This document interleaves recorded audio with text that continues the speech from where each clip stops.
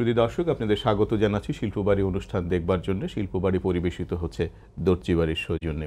শিল্পবাড়িতে আজ আছেন এক উজ্জ্বল মানুষ, মঞ্চ জুড়ে যেমন তেমন পর্দা জুড়েও, টিভির রঙিন পর্দা জুড়ে তিনি যখন পর্দায় আসেন পর্দাটা রঙিন হয়ে ওঠে, রঙিন মানুষ। তাকে সবাই অভিনয় শিল্পী হিসেবে চেনেন, কিন্তু তার আরও অনেক গুণ আছে। তিনি কথাশিল্পী, তিনি কবি, তিনি নিজে গান লেখেন, গান সুর করেন, অনুবাদ করেন। খায়রুল আলম সবুজ।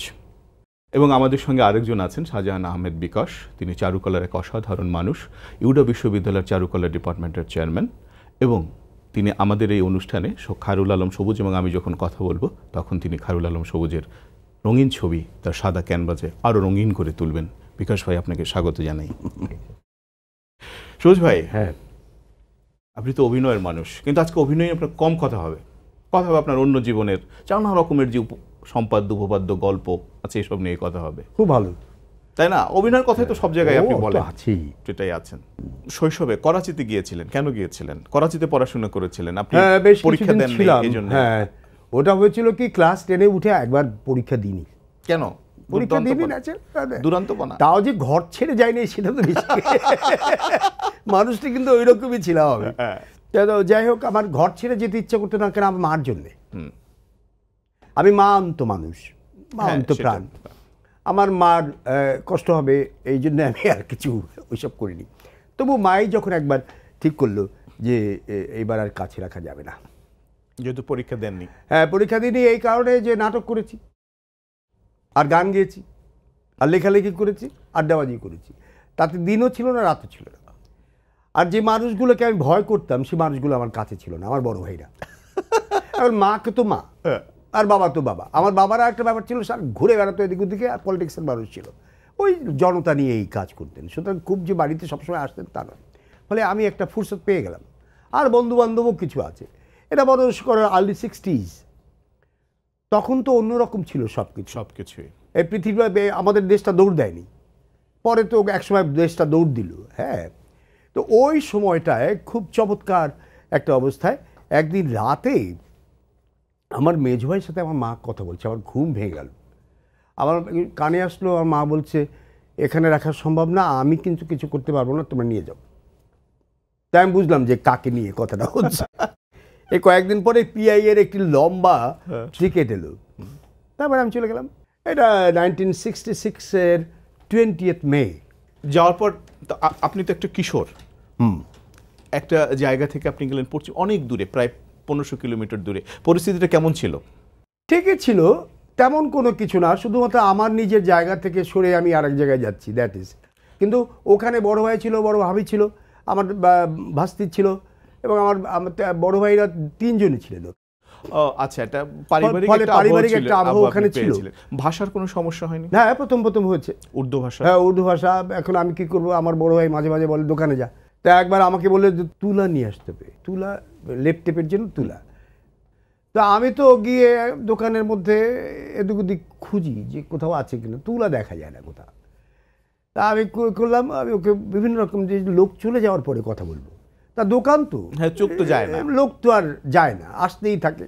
আমি আর যে কি কমো তো জানি না। তো অনেকক্ষণ পরে আমি বললাম যে তুলি, হ্যাঁ। আমি বলছি তুলারে এদিক ওদিক করে বললে হয়তো হয়ে যাবে, বুঝছিস? তা আমি বললাম তুলি, হ্যাঁ। আমার দিকে তাই বলে তুলি কে চিজ যায়, হ্যাঁ তুলি মানে আকার ইঙ্গিতে বলার চেষ্টা করছি। বহুক্ষণ পরে লোকটি বোধহয় একটু বুঝলো আমি এরকম এটা ওটা করে, তাতে করে মনে হলো যে সে বুঝছে। সে বলছে রুই, আমি দেখাও। এটা তো আর উর্দু বলার দরকার নেই, দেখাও বললে তো আর উর্দু দেখা, তো দেখাইছে। আমি হ্যাঁ এটাই। করাচিতে দেখা হয়েছিল বিখ্যাত সুরকার দেবু ভট্টাচার্যের সঙ্গে। দেবুদা আমার ফ্যামিলি মেম্বারের মতোই ছিলেন, কারণ আমার বড় ভাইয়ের শ্রদ্ধেয়জন, বন্ধু এবং বড় ভাই। দেবুদা আমাদের বাড়িতে সবসময় আসা যাওয়া করত। আপনার তো গানের শিল্পী হওয়ার কথা ছিল, তাই? হ্যাঁ, ছিল। দেবুদা আমাকে বলেছিলেন যে তোকে দিয়ে আমি ছবিতে গান গাওয়াবো, কিন্তু সেই সময়টি আসেনি।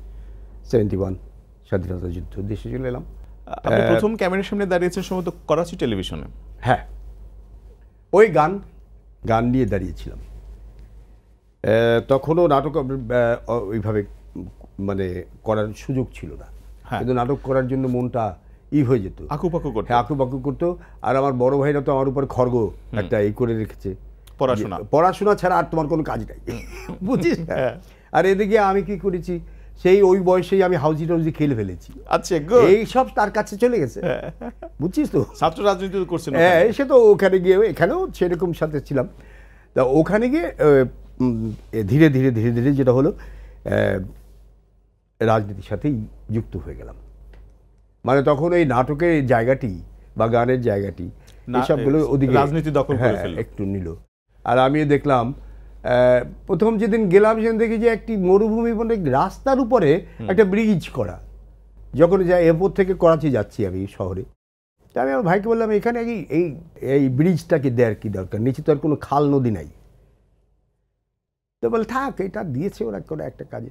আমার তখনই কেমন বলল, প্রয়োজন অপ্রয়োজন, মুক্তমুখ, প্যারিটি ডিসপ্যারিটি, এই মুক্তমুখ, এটা ওটা, এই জিনিসগুলো একটু একটু করে ঢুকতে শুরু করলো ভেতরে ভেতরে। যতই দিন গেল ততই এইগুলো, মানে দুই পাকিস্তানের বৈষম্যটা আপনি দেখছেন। বৈষম্যটা। আর এটা তখনও আমার জানা ছিল না যে ব্যাপারটি এই বড় করে দেখা যায়। আমার নিজের যে একটা পক্ষ আছে, সেটা আমি তখনও বুঝিনি, বয়স তো কম। তা আমি তো তখনও বুঝিনি সেসব কিছু, যে আমার একটি পক্ষ আছে। কিন্তু এখান থেকে যাওয়ার পরে বুঝলাম আমার দেশটা কি, আমার বরিশাল, আমার বাংলাদেশ, আমার আমার নদী, আমার নালা, এটা একটা ভাষা, সব কিছু মিলে তখন আমি আলাদাভাবে একটা চিন্তা করতে শুরু করলাম। That was the start. যদি ওই সময় না যাই তাহলে হয়তো দেরি হতো ব্যাপারটিতে, কিন্তু তখন আমি বুঝি। আপনি পশ্চিম পাকিস্তান ছাত্রলীগের আমি সেন্ট্রাল কমিটির জয়েন্ট সেক্রেটারি ছিলাম ইন 1968-9। ওখানে বোধহয় আপ টু 71 বঙ্গবন্ধু ভাষণ দিতে গিয়েছিলেন করাচিতে। বঙ্গবন্ধু ভাষণ দিতে গিয়েছিলেন করাচিতে, তখন দিয়েছিলেন, যেটা মাঝে মাঝে যেতেন উনি। বঙ্গবন্ধুর ওই ইলেকশন ক্যাম্পেইনের 70-এর ইলেকশন ক্যাম্পেইন, তখন আমরা তো তার চেলা, আমরা হলাম গিয়ে তার পিছিয়ে পিছিয়ে দৌড়েই। বঙ্গবন্ধু আসছে, সুতরাং তো আমাদের একটু ব্যাপার, আমরা পিছিয়ে পিছিয়ে থাকি। যে কয়দিন ছিলাম ওখানে আব্দুর রব নিস্তার পার্কে একটি বিশাল জনসমাবেশ হয়েছিল, অনেক বড়।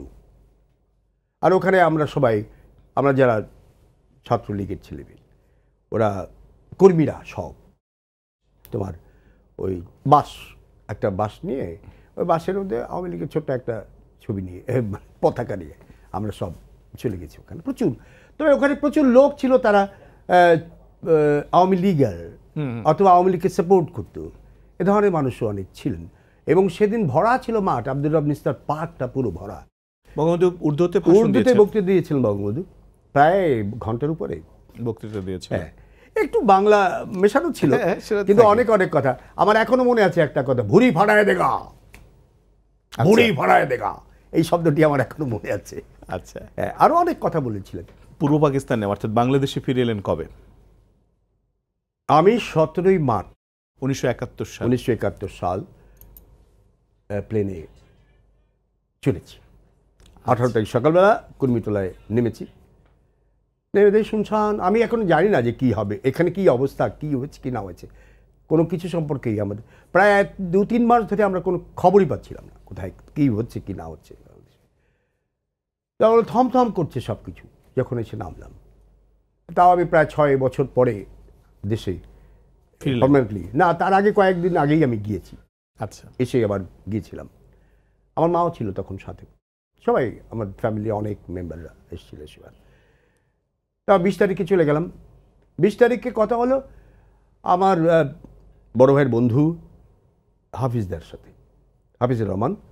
উনি ভাইব্রাফোন বাজাতেন, শিল্পী। এবং পরে আলতাফ মাহমুদের সাথে, আলতাফ ভাই আমার বড় ভাইয়ের বন্ধু ছিলেন, বড় ভাইয়ের মতো। তো আলতাফ ভাইয়ের সাথে মারা গেছেন হাফিজদা, একই সময়ে তারা একই জায়গাতে। আপনি ঢাকা বিশ্ববিদ্যালয়ে ভর্তি হলেন কবে? স্বাধীনতার পরপরই? ঢাকা বিশ্ববিদ্যালয় কি তখন একটা ব্যাপার ছিল, পাকিস্তানের সবগুলো বিশ্ববিদ্যালয়ে যে যেখানে পড়ে পড়ুক চাইলেই ট্রান্সফার হয়ে অন্য জায়গায় যেতে পারতো, সহজ ছিল, হয়তো সহজ ছিল, এই সিস্টেমটা সহজ ছিল। তো আমি ধরো 9 তারিখে জাহাজে উঠলাম কিউইতে, অথবা অন্য কোন গাজীতে ছিল, এসে নামলাম 10 তারিখে। বঙ্গবন্ধু আসবে জানুয়ারির 10 তারিখে চলে আসছি রেস কোর্সে। তারপরে আর ওই 2-3 দিন পরে ইউনিভার্সিটি ডিপার্টমেন্টে গেছি, গিয়ে আইডেন্টিটি কার্ড দেখে ক্লাস শুরু করি। আচ্ছা, এটা খুব ইজি ব্যাপার Easy ছিল। ছিল, easy। সবুজ ভাই, আমরা একটু অন্যদিকে যাই। এতক্ষণ আপনার জীবনের একটু টার্ন নিয়ে কথা বললাম, আপনার গল্প নিয়ে একটু কথা বলি। আপনার একটা গল্প আছে, শেষ চিঠি। এখন এই সময় কিন্তু চিঠি নেই বললেই চলে। একটা ওটাই চিঠি- তো শেষ চিঠি ধরে নিতে পারি। ওটা একটা শেষ চিঠি ধরে নেওয়া যায়। হ্যাঁ। বুনুকে চিঠি লেখে প্রিয়, হ্যাঁ, এবং যখন চিঠিটা ডাকে পাঠিয়ে দেয়, তখন বুনু এসে পিছে দাঁড়ায়, বলে তোমার সঙ্গে আমার কথা আছে। হ্যাঁ। প্রিয় বলছে, তোমার তো কথা তো আমি শেষ চিঠিতে দিয়ে দিয়েছি। এই বুনুটা কে? আপনার প্রেমিকা?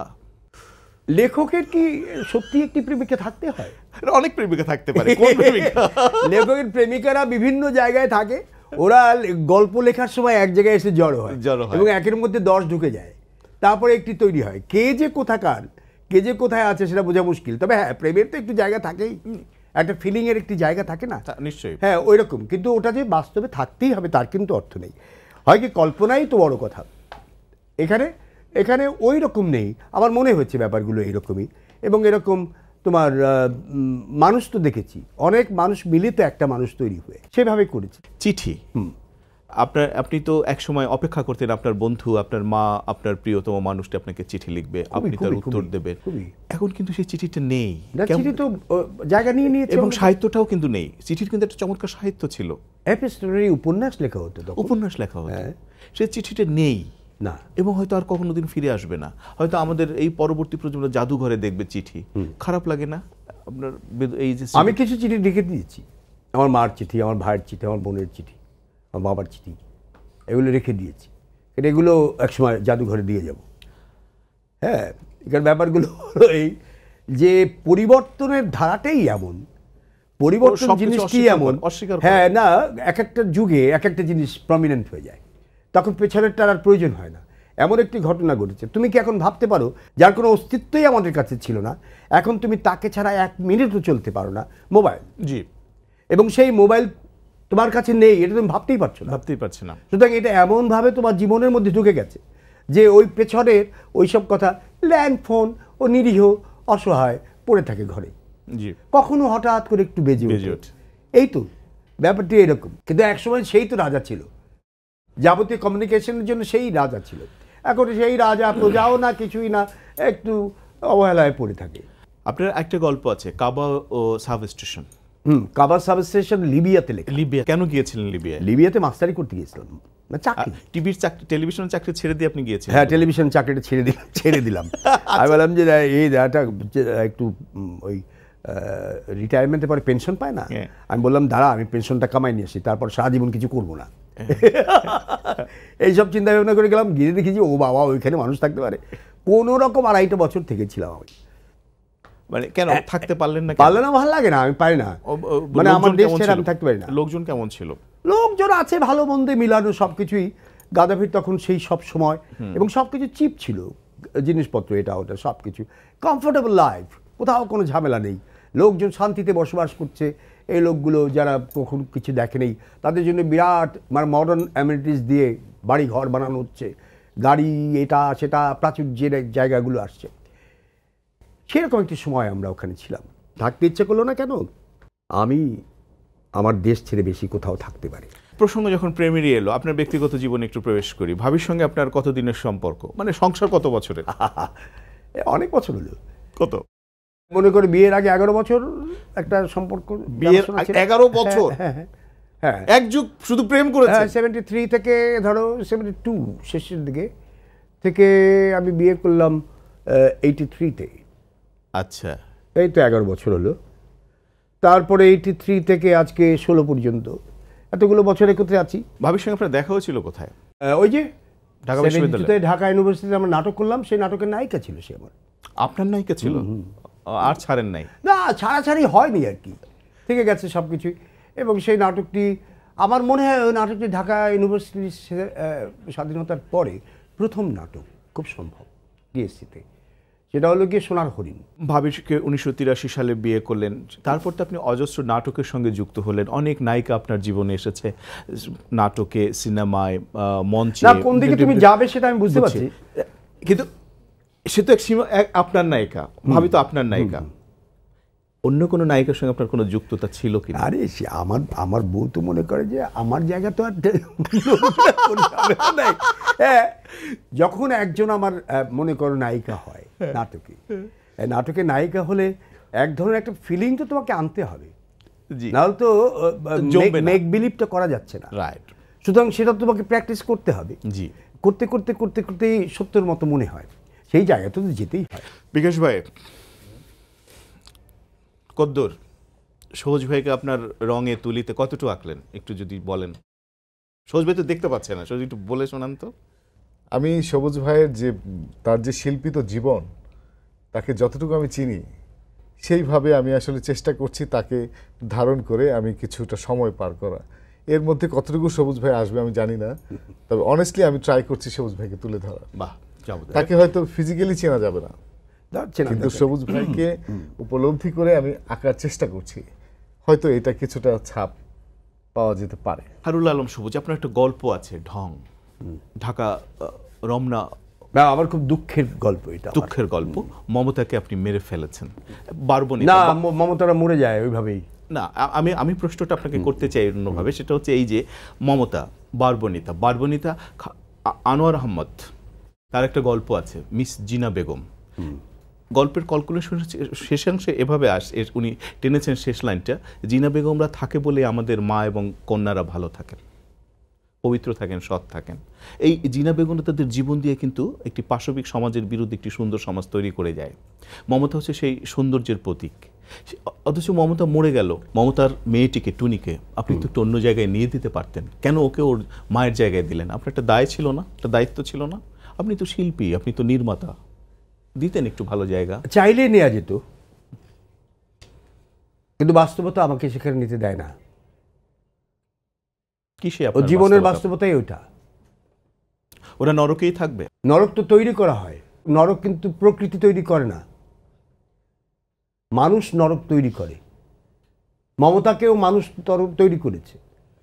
মমতাকে প্রাকৃতিকভাবে তার হাজবেন্ড মারা গেছে, বাচ্চা মেয়েটিকে নিয়ে কি করবে সে? তার অবস্থা তো তেমন ভালো না, সে থাকে ওখানে ওই বিল্ডিংটার সামনে, পুষ্টি ভবনের সামনে, সোহরাওয়ার্দী উদ্যানের ভেতরে। হ্যাঁ, ওখানে থাকে। তার শরীর খারাপ, তার ছোট্ট একটি বাচ্চা মেয়ে, টুনি মেয়ে।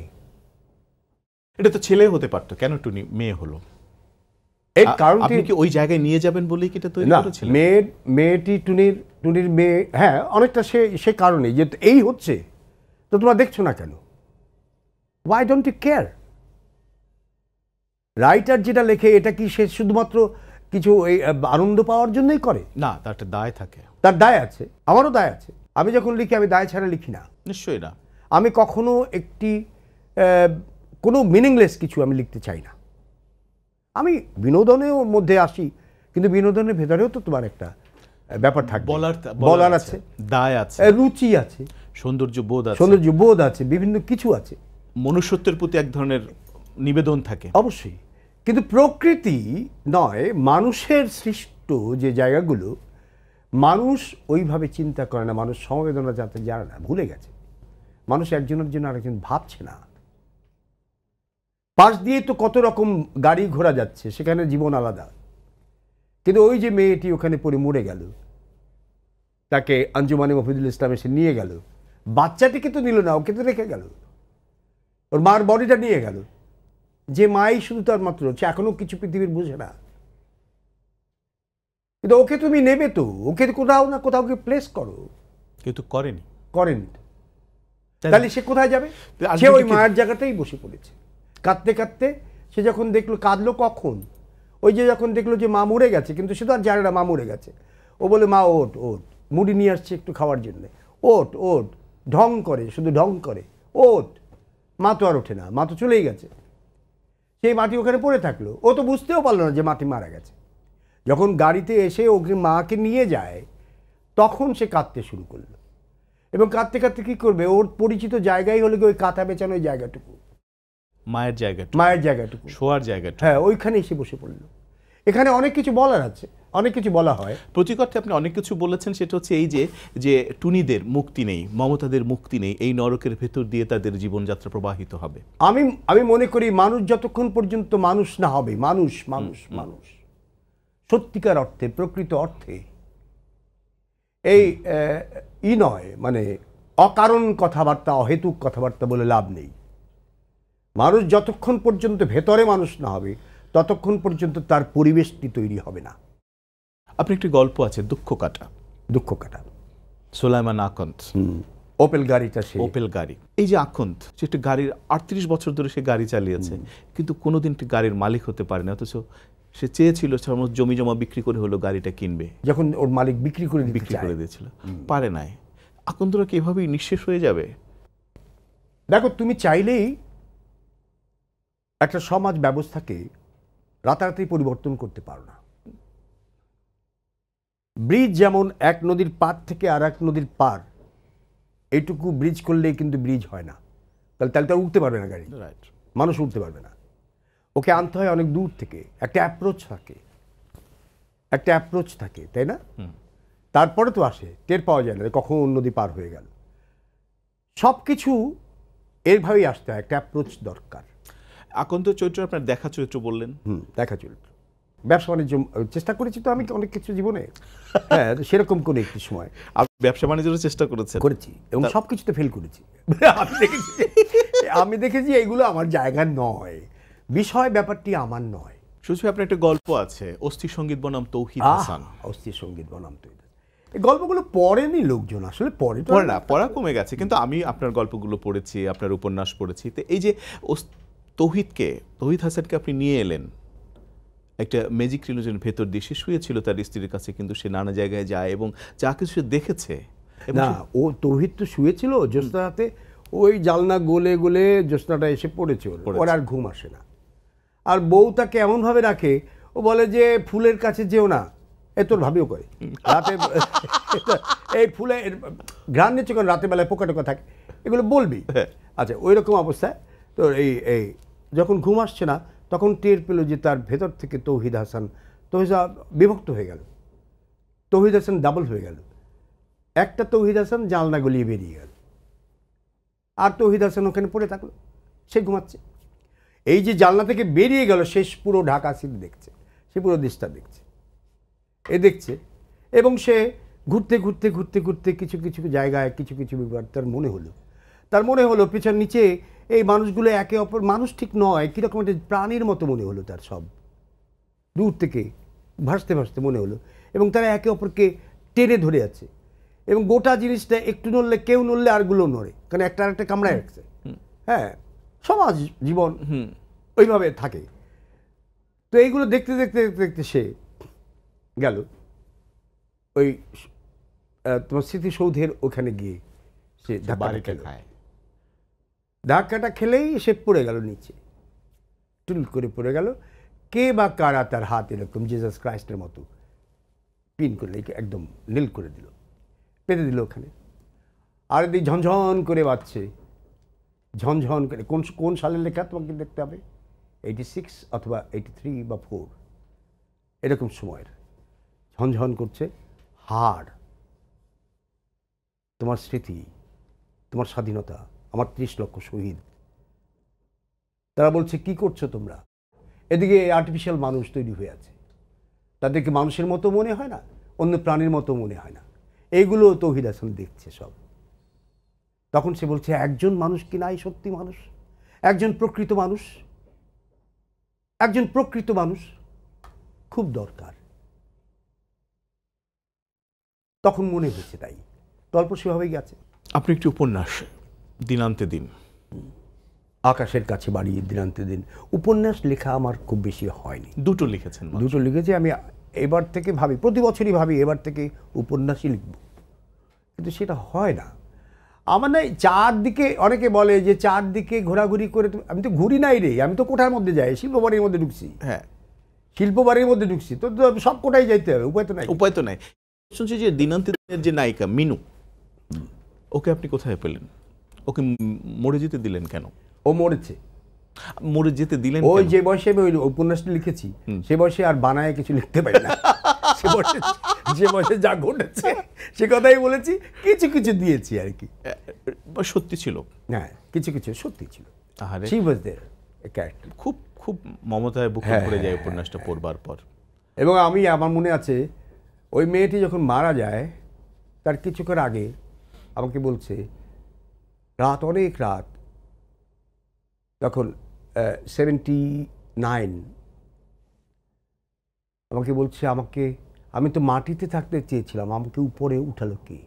সবুজ ভাই এক অসাধারণ মানুষ, বরিশালেরই লামচুরি গ্রামের আরজালি মাতব্বর। এই মানুষটি আপনার বন্ধু, এই মানুষটি আপনাকে পরিচয় করিয়ে দিয়েছে সাইদুর রহমানের সঙ্গে। খায়রুল আলম সবুজ আমার বন্ধু, অথচ আপনাদের মধ্যে বয়সের ব্যবধান 53 বছর। 53 বছরের ব্যবধানের পরও একজন আরজালি মাতব্বরের বন্ধু হয়ে ওঠেন আপনি খায়রুল আলম সবুজ, কিভাবে সম্ভব? আমার সাথে দেখা হয়েছিল সেই আমি লিবিয়া থেকে যখন ফিরে এলাম, তখন মাঝে মাঝে বরিশাল থাকি, বাড়িতে যাই। আর গেলে পরে লাইন রোডে ওখানে অরূপদার একটা দোকান ছিল, জাগরণ, অরূপ তালুকদার, কবি অরূপ তালুকদার, গল্পকার। অরূপদার ওখানে যেতাম গল্প করতে। তো তার তো বইয়ের দোকান ছিল, তো ওই বইয়ের দোকানে গিয়ে আমি বইটা খুঁজতাম। এটা বহুদিনের অভ্যাস। খুঁজতে খুঁজতে আমি দেখলাম সৃষ্টি রহস্যের মতো এত বড় মোটা একটা বই। তো অরূপদাকে বললাম যে নাম দেখলাম যে আরজালি মাতব্বর, এর আগে আমি এর অস্তিত্বও জানি না। মাতব্বর, আমি বললাম অরূপদা এই তো ইন্ট্রোডাকশনটা পড়লাম, পড়ে আমার মাথাটা ঘুরে গেল। অরূপদাকে বললাম যে এই মাতব্বর তো বরিশালের বোধহয় পদবী, টাইটেল, এটা মাদারীপুরেও কিছু আছে। বলে হ্যাঁ, এলো বরিশালের লোক, আরজালি মাতব্বর। আমি 2-4 পাতা আবার উল্টালাম। আমি বললাম ভদ্রলোককে দেখা যায় একটু?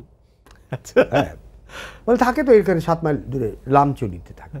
লামচুরি গ্রাম তার, ওখান থেকে আসে, ওখান থেকে আবার যায় বরিশালে, হেঁটেই আসে যায়। আমাদের একটু দেখতে পারলে ভালো হয়, এইটুকুর কথা।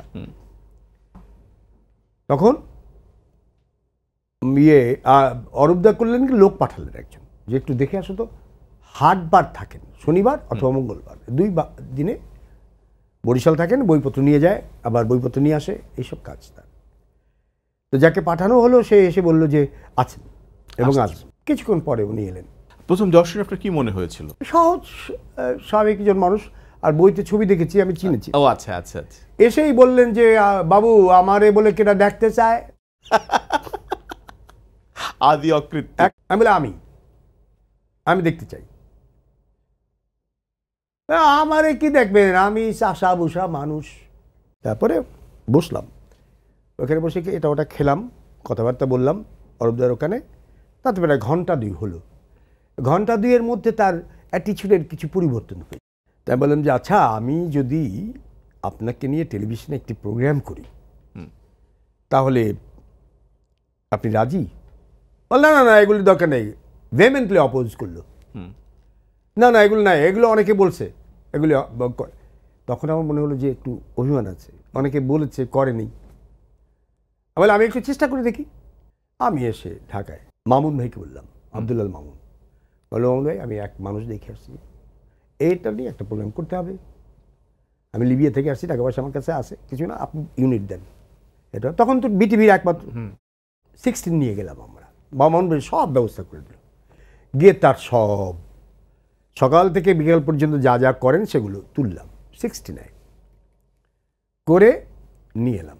যেই অনুষ্ঠানটির জন্য এনেছিলাম, পরিচয় নামে একটি অনুষ্ঠান, ওইটা রায়হান গফুর ছিল, রায়হান গফুরের ছিল, পরিচালনা ছিল। ওর প্রোগ্রামে দেব ঠিক করেছিলাম, কিন্তু ওই মাতব্বর সাহেবকে এনে স্টুডিওতে বসিয়ে কিছু কথাবার্তা বলা, এটাও দরকার ছিল। তো সেটা আর হয় নাই, বলে এডিটিং অনেক সময় লেগে গেল, পরিচয় বন্ধ হয়ে গেল। এরপরে আসলো ওই জায়গায় আসাদ ভাইয়ের একটি প্রোগ্রাম, প্রচ্ছদ। হ্যাঁ, আসাদ চৌধুরী। হ্যাঁ, আসাদ চৌধুরী। আসাদ ভাইকে আমি বললাম, যাবে এইরকম একটি ঘটনা আমি ঘটায় রাখছি, সব ঠিক আছে, এখন এইটা চালাতে হবে। বলে তাহলে একটু আনো, তাকে বুড়োরে নিয়ে আসতে হয়। এরপরে একদিন উনি আসলেন, ওই দিন আমি ছিলাম না স্টুডিওতে, আমি জানি সব কিছু করেছি, কিন্তু আমি বোধহয় কোনো একটা কাজের জন্য আমি স্টুডিওতে যাইনি, এখানে হয়েছে। এই অনুষ্ঠানটি যেদিন গেল, তারপর দিন একেবারে একটা হইচই লেগে গেল, এবং এ নিয়ে শহরের সব জায়গায় এক কথা, একদিন গিয়েছি সাইদুর রহমান সাহেবের বাড়িতে, প্রিন্সিপাল সাইদুর রহমান সাহেব। তো উনি গেছেন আমাকে নিয়ে। তো সাইদুর রহমান সাহেবের বয়স তখন বোধ হয় 75, 82। তো ঘরে ঢুকেছি বলে মাতুবা এটা কে নেয়, এটা কে নেয়? তা মাতুবা সাহেব আমার বন্ধু। আমি খুব অবাক হয়ে গেলাম যে কি আশ্চর্য। সবুজ ভাই, আপনি তো অনেক অনুবাদ করেছেন, অনেক অনুবাদ করেছেন নাটক, বিশেষ করে ইবসেনের প্রতি আপনার একটা তীব্র পক্ষপাত আছে। আপনার 18টা 19টা নাটক অনুবাদ করেছেন, ইবসেনের বোধহয় 13টা 12টা। ইবসেনকে নিয়ে কেন আপনি এত মগ্ন হলেন? আমার সাথে আমার যে মানসিক একটা গড়ন আছে না, জি, সব মানুষেরই তো থাকে, হ্যাঁ, এই গড়নের সাথে ওই ভদ্রলোকের গড়ন মিলে যায়। আচ্ছা, তো বোধের সাথে আমার বোধটা মেলে, এই একটা অ্যাট্রাকশন। জি। তারপরে যে গল্পগুলো লিখেছেন, যা যা হয়েছে এই নাটকগুলোর মধ্যে, এগুলো সব সব রেলেভেন্ট। 100 বছর আগে, 100 বছর 150 প্রায় হয়ে যাচ্ছে, সেটা এখনো সমসাময়িক। সমসাময়িক মানে কি, আরো অনেক দিন ধরে চলবে। হ্যাঁ, এই যে কালান্তরিত হওয়ার যে তার যে শক্তি, ক্ষমতা, এইটা একদম প্রতিটি নাটকের মধ্যে আছে। এবং অদ্ভুত, মানুষ নিয়ে তো লেখা। জি, এই মানুষ নিয়ে লেখা এই জিনিসটা, মানুষ তো সারা পৃথিবীতে সবসময় থাকবে, এবং মানুষের যে মৌলিক জায়গাগুলো, সেগুলোর কিন্তু পরিবর্তন খুব বেশি হচ্ছে না। মৌলিক জায়গাগুলো, জি, বাইরে হয়তো কিছু পরিবর্তন হচ্ছে, মানসিক যে জায়গাটি। সুতরাং এই প্রবলেমগুলো সবসময় থাকার কথা। কিছু সংস্কার, কিছু কুসংস্কার ইউরোপে ছিল, ইবসেন এইগুলো মার্সিলেসলি ধরেছেন, এবং এমনভাবে ধরেছেন যে সেখানে কোন রকম কোনো রাগ ঢাক নেই। হ্যাঁ, এবং মানুষকে জটিলতার থেকে সরিয়ে এনে বুঝিয়েছেন যে ব্যাপারটি এই। আমরা যদি তার একটা নাটকের কথা বলি, যেহেতু সময় খুব কম, এনিমি অফ দ্য পিপল, এটা তো বোধহয় চিরকালের জন্য একটি, চিরকাল যা যা হচ্ছে সমাজে, দেশে, রাষ্ট্রে রাষ্ট্রে, সেগুলোই তো হচ্ছে। মনে করো পুরো ইউরোপ কিন্তু চেঞ্জ করে ফেলেছে কতগুলো জায়গায় এই তার নাটক দিয়ে। হ্যাঁ, রিয়েলিস্টিক নাটক, নাট্যধারা, তাকে জনক বলা হয়। আপনার আরেকটি অনুবাদের কথা আমি বলতে চাই, এটা যদি না বলি তাহলে ঠিক অন্যায় হবে। সেটা হচ্ছে পৃথিবী বিখ্যাত এক অভিনেত্রী সোফিয়া লোরেন, তার একটা আত্মজীবনী আপনি অনুবাদ করেছেন। এবং এই অনুবাদের ভেতর থেকে আমি অনুভব করলাম যে একটা মানুষ, সোফিয়া লোরেনকে আমরা এখন দেখি পর্দা জুড়ে রঙিন, কিন্তু তার কি বিষণ্ণ, বিপন্ন, বেদনার্ত, ক্ষুধার্ত জীবন ছিল। একটা জুতো ছিল না, একটা পরবার মতো, ভালো পরবার মতো তার কাপড় ছিল না। তার মা জানলার পর্দা কেটে তাকে পড়াতো, তাকে মানে সুন্দরী প্রতিযোগিতা পাঠিয়েছিল। এই সোফিয়া লোরেন যে পজুয়ালি গ্রামের একটি নিভৃত বাড়িতে জন্ম হয়েছিল, এবং তার বাড়িতে না, একটি হাসপাতালে জন্ম হয়েছিল, তার অবৈধ তার পিতৃত্ব কিনতে হয়েছে তাকে এবং তার বোনকে। পিতা ছিল তার, হ্যাঁ, কিন্তু স্বীকৃতি দেয়নি, তখন স্বীকৃতি দেয় না। রিকার্ডো সিকোলন, এক বিশাল উপর। এই কাজটা আপনি করতে কি কতটা আপ্লুত হয়েছিলেন? আমি কি করেছি, এই বইটি আমাকে দিয়েছিলেন আসাদ চৌধুরী। আসাদ ভাই আমেরিকায় গিয়ে বইটি, কয়েকটা বই নিয়ে এসছেন, ওইটারে আমাকে দিল। আমি পড়লাম, বইটি পড়ে না আমি ওই দিন ওই সময় আবার অনুবাদ করতে লেগে গেলাম। তো বুঝতেই পারো যে আমি কতটা আলোড়িত হয়েছি। আমি বই পড়ে, বই রেখে কাগজ কলম নিয়ে বসছি, যেটা আমাকে এটা করতেই হবে, অনুবাদ। 3 years, 3 বছর, আমি 3 বছরে পুরো বইটি 3 বার হাতে লিখেছি। এটা অনেক 250 পৃষ্ঠা। হ্যাঁ, ওই রকমই। আমাকে অনেক অনেক ধৈর্য ধারণ করতে হয়েছে, কষ্ট হয়েছে, কিন্তু ওই সময় যে আমার এই ধৈর্য আসা, টেবিলের একদম গ্লুড হওয়া, তাতে কোনো সমস্যা হয়নি। আপনি শিশুদের জন্য অনেক কাজ করেছেন। হ্যাঁ, শিশুদেরকে আমি শোভনের মহারাজ, এই যে শোভনের মহারাজ, এই যে একটা হাঁসকে আপনি কিভাবে নিয়ে এলেন? একটি মোরগ ছিল আমার, সে মোরগ হবে না মুরগি হবে এটা কেউ জানে না, বহুকালই জানতাম না। যাই হোক, সে কি করেছে, ওই রকম ছোটবেলা থেকে সে আমার খুব কাছাকাছি আসে। একদিন আমি বসে আছি, সন্ধ্যার সময় সে ফিরছে, হঠাৎ করে লাফ দিয়ে আবার হাঁটুর উপরে উঠল, বুঝছিস? আমি বসা এক জায়গায় সন্ধ্যার দিকে, সে এসে ওইখানে কি দেখে আমার হাঁটুর উপরে লাফ দিয়ে বসে আরেকটি লাফ দিয়ে কাঁধে উঠল। কাঁধে উঠে আমার কানে এখানে ঠোকর দেয়, একটু চুলে ঠোকর দেয়, এই করে। বাহ, ভালো তো। এরপরে আমি যেটা করি, একটা অভ্যাস হয়ে গেল আমার, যে ঠিক ওই সময় আমি ওখানেই বসি, আর বাইরে গেলেও আমি চলে আসি। আচ্ছা, আমি চলে আসি, ও তো আসবে, এই আসে, এসে ওই কাজটি করে। এই ওকে আমি দেখেছি শেষে, একদম লাস্ট যখন সে মারা যায়, সেই জায়গাটিও দেখেছি। ও তো বড় হলো, এবং বলা হলো যে কেউ ওকে এসব করা যাবে না, ওর জীবন ওর জীবনের মতো চলে যাবে, সে নর্মালি মারা যাবে, খাওয়া টাওয়া যাবে না। বিশাল মোড়ক, লাল চলতো যখন ম্যাজেস্টিক চলাফেরাটা। তো যেদিন দেখলাম যে সকাল থেকে গিয়ে একটা চোখের নিচে ঢুকেছে, তো সেখান থেকে বেরোচ্ছে না। বিকেলের দিকে খেয়াল করলাম এক সারি লাল পিঁপড়া যাচ্ছে, একদম স্লিম টাইপের। হ্যাঁ, ওই যে বিষ পিঁপড়া বলে ওইটা না, একটা স্লিম টাইপের একটা পিঁপড়া, ওর একটা শাড়ি ঢুকে যাচ্ছে, এরকম যাচ্ছে, গিয়ে চোখের নিচে গিয়ে ওর শরীরের মধ্যে ঢুকে যাচ্ছে। এই তখন মনে হলো আরে ঘটনা তো ঘটে গেছে, আমি ধরলাম, পড়ে গেল। এটা সত্য, এটার উপরে শোভনের মহারাজ। ইতিহাসের বাঁকে বাঁকে হ্যাঁ, এটার এই যে ছোট ছোট অনুষঙ্গগুলি, এটা কিভাবে আপনার মনে হলো যেভাবে একটা এটা আমার চাইল্ড ক্রাফট পড়ে আমার মনে হচ্ছে এগুলো আমাদের বাচ্চাদের জানা দরকার, ইতিহাসের বাঁকে বাঁকে কি হয়েছে এগুলো জানা দরকার, সেই জন্য এগুলো লিখেছিলাম। সবুজ ভাই, আপনার সম্পর্কে, আপনার সতীর্থ, দীর্ঘদিন একসঙ্গে কাজ করেছেন ফরিদুর রহমান, বিশিষ্ট গল্পকার, উপন্যাসিক, কি বলছেন একটু দেখে আসি। খায়রুল আলম সবুজ একাধারে লেখক, নাট্যকার, অভিনেতা, অনুবাদক এবং সঙ্গীত শিল্পী। বহুমুখী প্রতিভা বলতে যা বোঝায়, আমরা খায়রুল আলম সবুজকে সেই রকম একজন প্রতিভাধর ব্যক্তি হিসেবে চিহ্নিত করতে পারি। তার গল্পে সবুজের তীব্র জীবন বোধের মধ্য দিয়ে তার দেখা চরিত্রগুলো জীবন্ত হয়ে উঠেছে।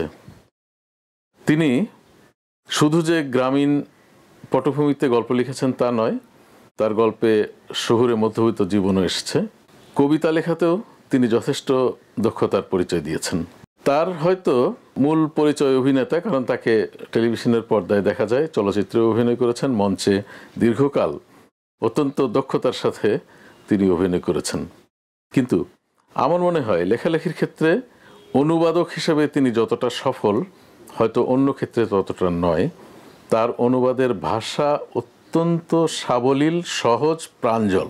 আমরা আশা করব যে অভিনেতা হিসাবে, সঙ্গীত শিল্পী হিসাবে এবং বিশেষ করে লেখক এবং অনুবাদক হিসাবে আপনি আরও অবদান রাখবেন আমাদের সাহিত্যে, আমাদের সঙ্গীতে, আমাদের নাটকে।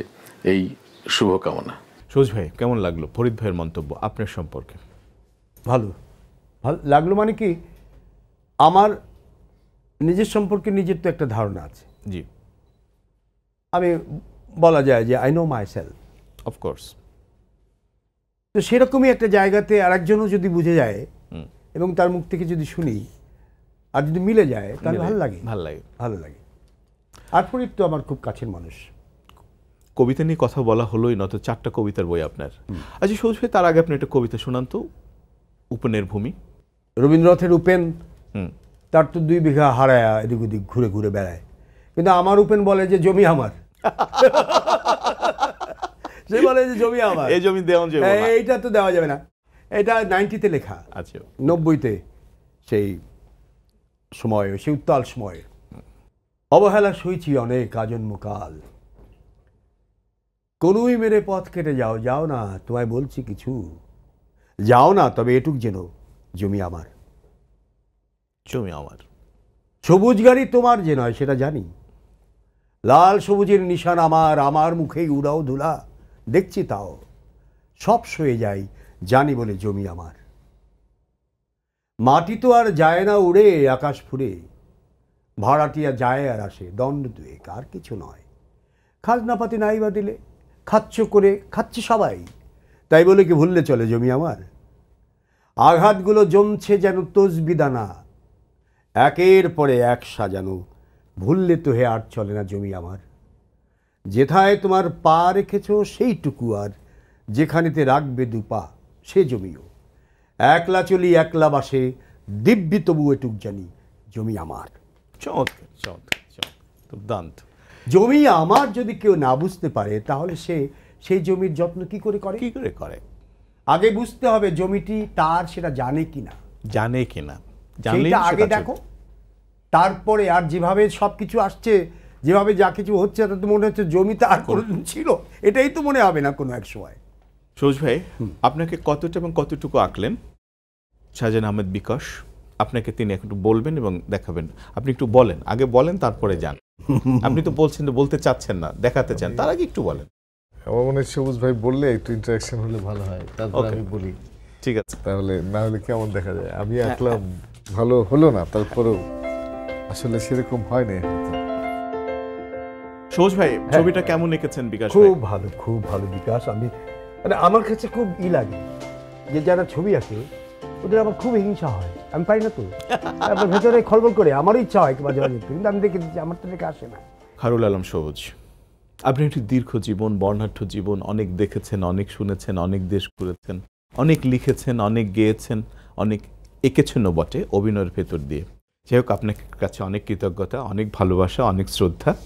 আপনি এসছেন, খুব ভালো লাগলো, আমারও খুব ভালো লাগলো, এবং সবাইকে আমি আমার কৃতজ্ঞতা জানাই। তোমাদের তো বটেই, তোমাদের দুজন বাহ পূর্ব ছবি হচ্ছে একটা, আর তোমার এই অনুষ্ঠানটি হলো, এবং গাজী টেলিভিশন, আমাদের দর্শক যারা দেখছেন তাদের সবার কাছে আমি কৃতজ্ঞ। বিকাশ ভাই, শুভেচ্ছা জানাই আপনাকে আমাদের সঙ্গে থাকবার জন্য। শুধু দর্শক, আপনারা দেখলেন খায়রুল আলম সবুজকে আজকের শিল্পবাড়ি অনুষ্ঠানে। আপনারা যে যেখানেই থাকুন, ভালো থাকুন, সুন্দর থাকুন, কুশলে থাকুন, মঙ্গলে থাকুন।